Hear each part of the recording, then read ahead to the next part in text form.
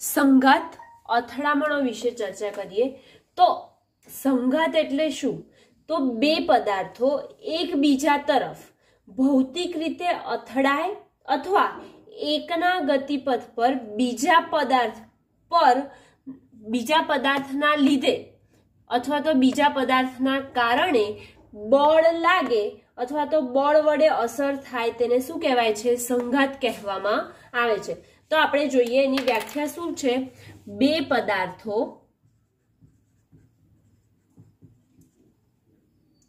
એકબીજા તરફ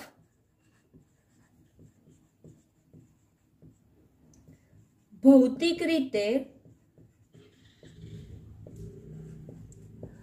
અથડાય અથવા એકના ગતિપથ પર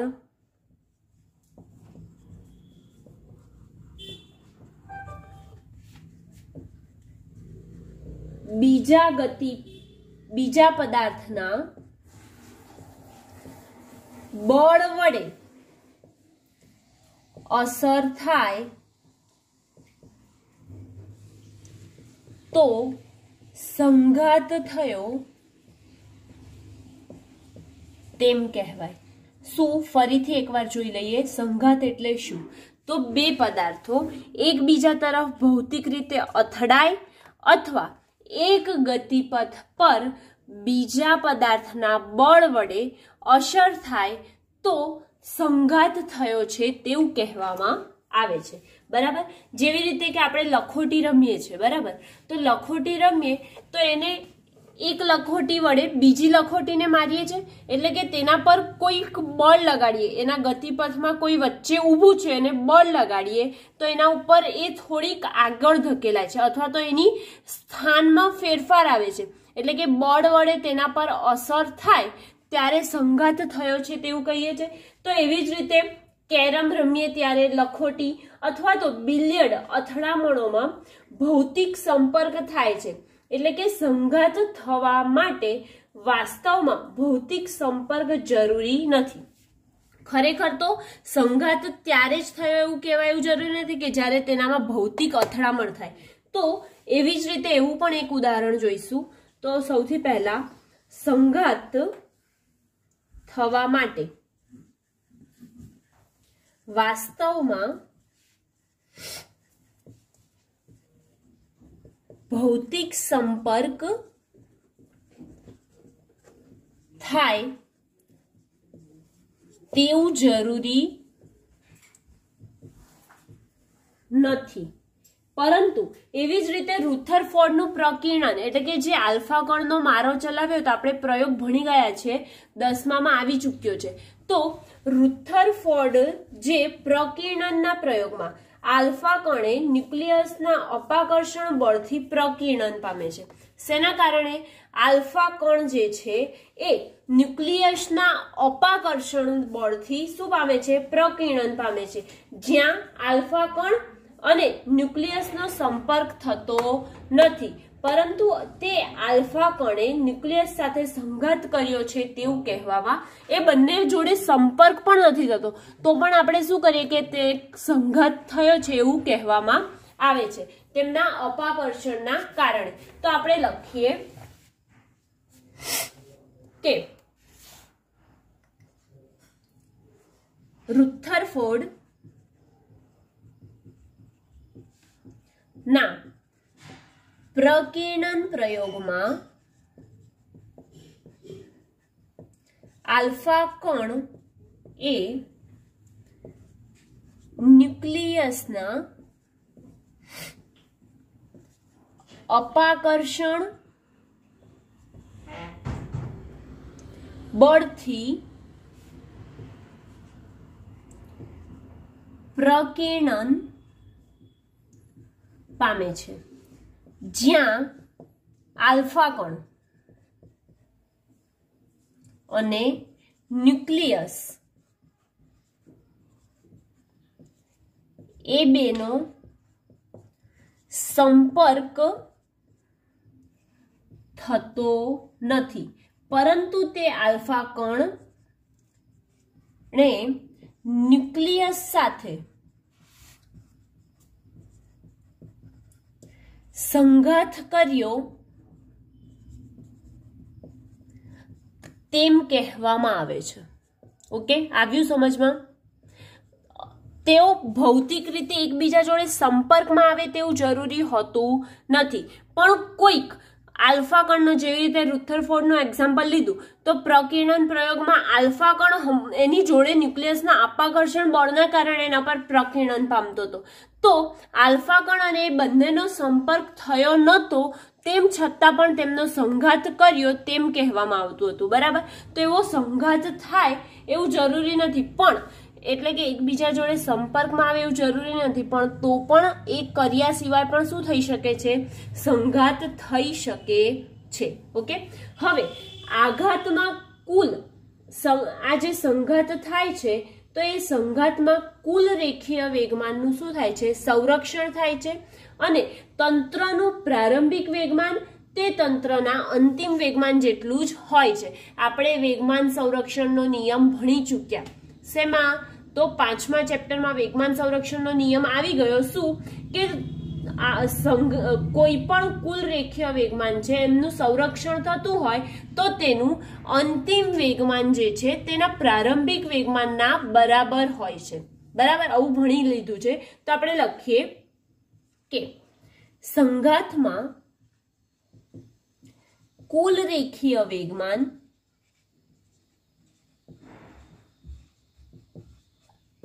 કેવું રહે છે? વેગમાનનું શું થાય છે? સંરક્ષણ થાય છે. સંરક્ષણ થાય છે એનો મતલબ શું થયો? મેં કીધું તમને કે કુલ વેગમાન જે પ્રારંભિક વેગમાન છે તે અને અંતિમ વેગમાન છે એ બંને કેવું હોય? સરખું રહે છે અથવા તો સમાન રહે છે, થાય છે. તો તંત્રનું પ્રારંભિક વેગમાન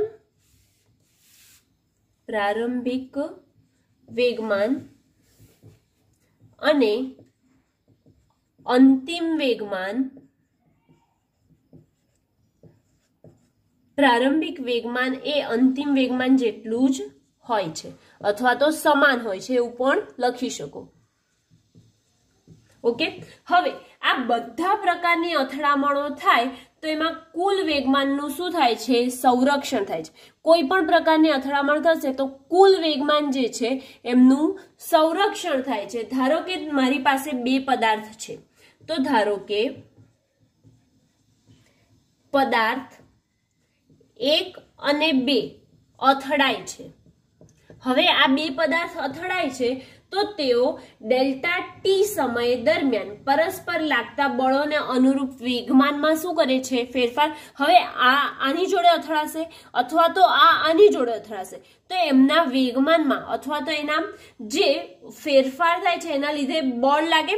આને ધક્કો મારે તો એના ઉપર શું લાગે છે? બળ લાગે. જોયું તું અહીં બળ વડે અસર થાય તો આને ધક્કો મારે તો આના પર બળ લાગે. બળ લાગે એના લીધે એનામાં વેગમાનમાં શું થાય છે? ડેલ્ટા ટી સમયમાં ફેરફાર થાય છે. તો આપણે લખી શકીએ કે 1 અને 2 એકબીજા સાથે અથડાય તો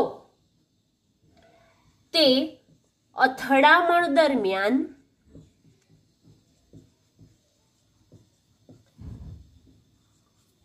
ડેલ્ટા ટી સમયમાં પરસ્પર લાગતા બળોને અનુરૂપ વેગમાનમાં શું થાય છે? વેગમાનમાં ફેરફાર થાય છે. હવે જો આ વેગમાનમાં ફેરફાર થાય છે તો એનામાં લખી શકીએ કે વેગમાનમાં થતો ફેરફાર ડેલ્ટા P1, આના ઉપર થતો ફેરફાર ડેલ્ટા P1 બરાબર એકના લીધે 2 પર લાગ્યું હશે બળ, માટે લખી શકીએ કે F12 ડેલ્ટા ટી. તેવી જ રીતે ડેલ્ટા P2 હોય એટલે કે વેગમાનમાં થતો ફેરફાર આ વાળો હોય તો આના લીધે આના પર લાગ્યું હશે, માટે F21 ડેલ્ટા ટી એવું લખી શકીએ. ઓકે, તો હવે આ જે બે વેગમાન છે શું કયા? ડેલ્ટા P1 અને ડેલ્ટા P2. તો એને અનુરૂપ કયા બે બળ આયા સમય સાથે? F12 અને F21. તો F12 શું છે અને F21 શું છે? તો F12 એટલે પ્રથમ પદાર્થ પર બીજા પદાર્થે લગાડેલું બળ. પ્રથમ પદાર્થ પર બીજા પદાર્થે લગાડેલું બળ. તેવી જ રીતે F21 એટલે શું? તો F21 એટલે કે બીજા પદાર્થ પર પ્રથમ પદાર્થે લગાડેલું બળ. બરાબર. F12 એટલે પ્રથમ પદાર્થે બીજા પર લગાડેલું બળ અને F21 એટલે બીજા પદાર્થે પહેલા પર લગાડેલું બળ, એવું કહી શકાય. હવે ન્યૂટનની ગતિનો આપણે ત્રીજો નિયમ ભણી ચૂક્યા છે. શેમાં? 5મા ચેપ્ટરમાં આપણે ગતિમાં ન્યૂટનની ગતિનો ત્રીજો નિયમ ભણ્યા. એમાં શું હતું કે F12 બરાબર -F21 થતું હતું. એટલે કે આઘાત અને પ્રત્યાઘાતી બળો કેવા હોય છે? સમાન હોય છે ન્યૂટનની ગતિના ત્રીજા નિયમ મુજબ. તો આપણે હવે નિયમનો જ ઉપયોગ અહીં કરીએ અને જોઈએ કે શું થાય છે સંઘાતમાં. બરાબર.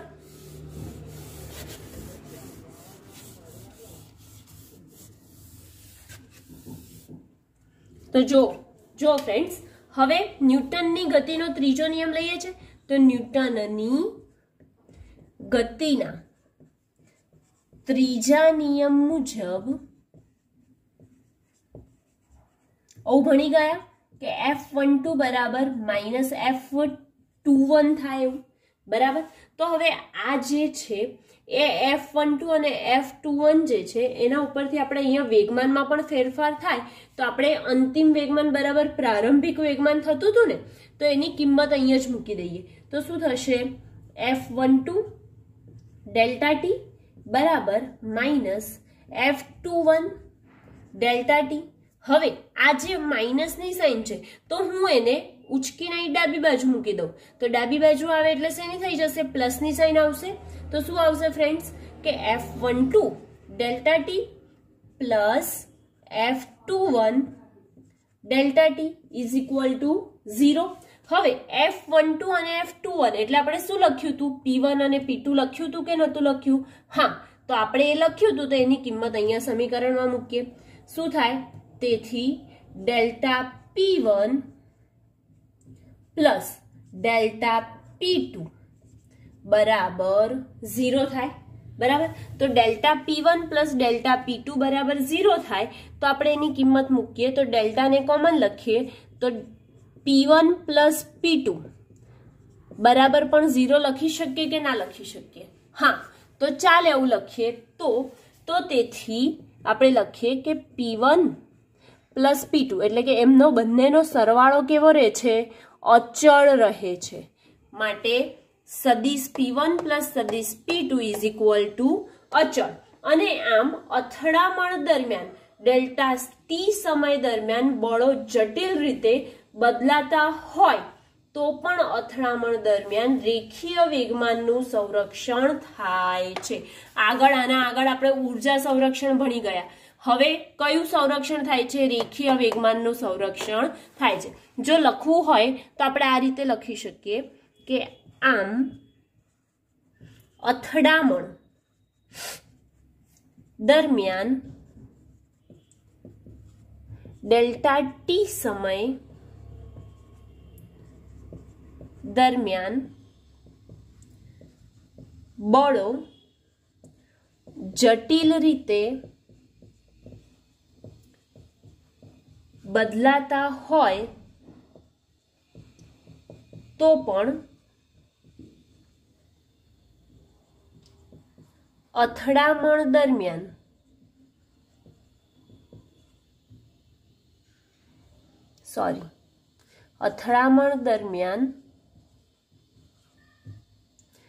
રેખીય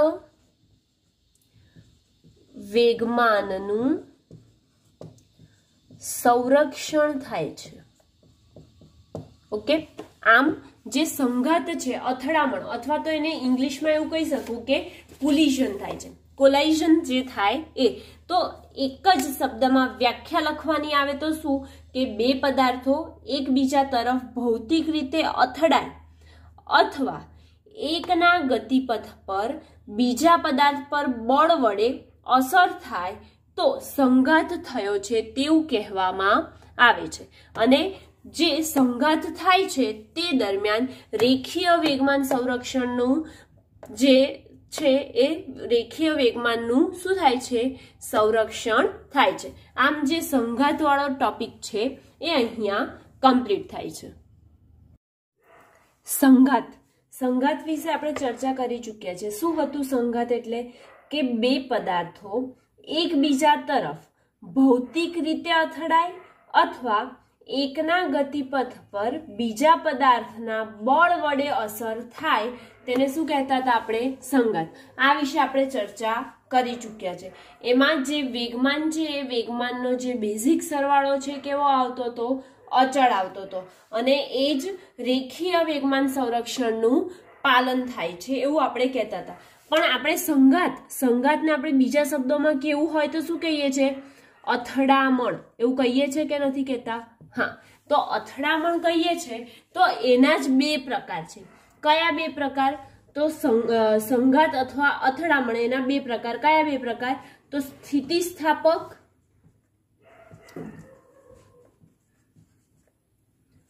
અથડામણ, અથવા તમે એવું પણ લખી શકો કે સ્થિતિસ્થાપક સંઘાત, એવું પણ લખી શકો. ઓકે, અને બીજી અસ્થિતિસ્થાપક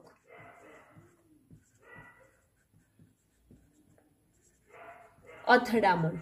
હવે સ્થિતિસ્થાપક અથડામણ અને અસ્થિતિસ્થાપક અથડામણ આ બંને જે છે એમાં શું ફરક છે? તો પહેલા તો આપણે અથડામણની વાત કરીએ. તો અથડામણમાં શું હોય કે કોઈ પણ વસ્તુની અથડામણ થાય એટલે તંત્રની જે કુલ ગતિ ઉર્જાનું શું થાય છે?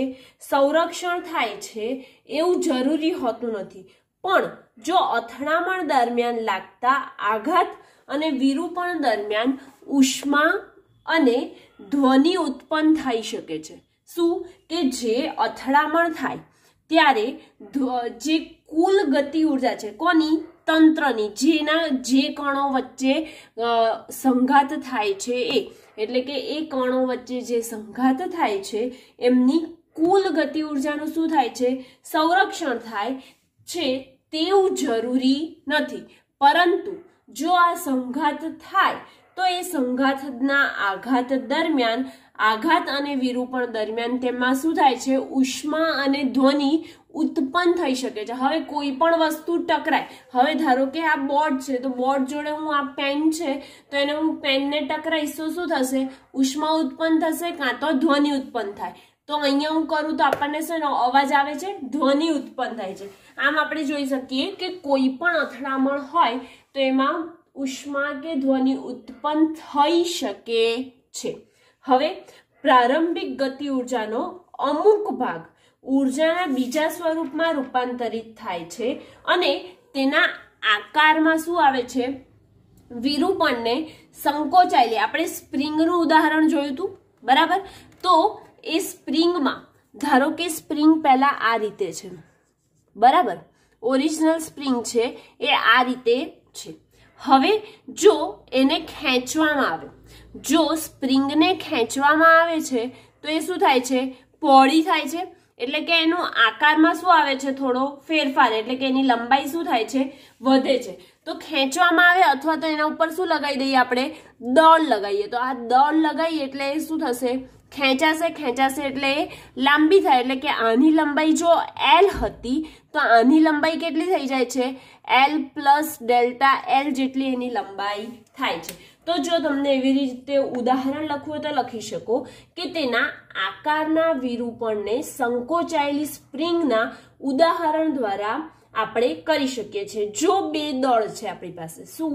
જો બે અલગ અલગ દળની સ્પ્રિંગ છે અને સ્પ્રિંગ ઉર્જાનો વ્યય કર્યા સિવાય તેને પુનઃ, હવે આ દળ છે તો સ્પ્રિંગ પર જે દળ લગાડેલું છે એને છોડી દેવામાં આવે તો પાછો સ્પ્રિંગ પોતાનો શું લઈ લે છે? આકાર લઈ લે છે કે નથી લેતી? હા, તો એ સ્પ્રિંગ પોતાનો અમુક સમય બાદ તેનો આકાર લઈ લે છે. તો એવી જે અથડામણ અથવા તો એવું જે ખેંચાણ લાગ્યું એને કેવી કહેવાય? સ્થિતિસ્થાપક અથડામણ. અને જો આકાર વિરૂપણમાંથી હવે એ પોતાનો જો આકાર ન લેતી હોય, શું? પોતાનો આકાર ન લેતી હોય અથવા તો પોતાના જગ્યા પર ના આવતા હોય એવી અથડામણને કેવી કહેવાય? અસ્થિતિસ્થાપક અથડામણ. એટલે કે એ પુનઃ પોતાની જગ્યા પ્રાપ્ત ના કરે એને કેવી કહેવાય? અસ્થિતિસ્થાપક. અને પુનઃ પાછું પોતાની જગ્યા પર આવી જાય એને શું કહેવાય? સ્થિતિસ્થાપક અથડામણ. બરાબર?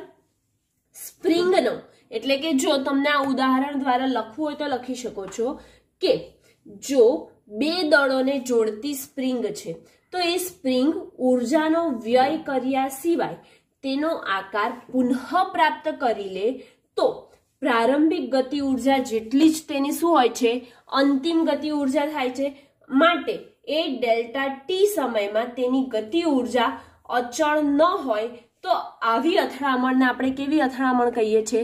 સ્થિતિસ્થાપક. અને જો આ જગ્યાએ તેના આકારના વિરૂપણમાંથી પુનઃ પોતાની સ્થિતિ પ્રાપ્ત ના કરી શકે, હવે એને બહુ વાર ખેંચી લીધી અને તમારી પાસે એ સ્પ્રિંગ સારા મહિની નહીં હોય અથવા તો એમાં હવે આપણી બોલપેનમાં જે આ દબાવવાળી બોલપેન આવે છે એમાં આપણે જોઈ શકીએ છીએ કે જો એની સ્પ્રિંગને આપણે એકવાર ખેંચી દઈશું ને તો એ પાછી પોતાની જગ્યા પર નહીં આવે, જો એ બોલપેનની સ્પ્રિંગ સારી નહીં હોય તો એમાં શું કેવું કહેવાય? એ અથડામણ જે થઈ એને કેવા પ્રકારની આપણે કહી શકીએ?